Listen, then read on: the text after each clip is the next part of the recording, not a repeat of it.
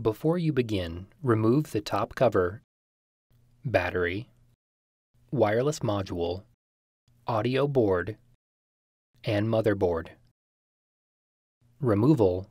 Remove the three 5mm P1 Phillips head screws that secure the right display panel hinge to the base enclosure. Remove the four 5mm P1 Phillips head screws that secure the left display panel hinge to the base enclosure. Rotate the display panel assembly to approximately a 45-degree angle and carefully guide the display panel hinges out from under the lip on the base enclosure and remove. Reverse this procedure to install the display panel assembly or base enclosure. Note: if installing a base enclosure, remove all components from the old base enclosure and install on the new base enclosure.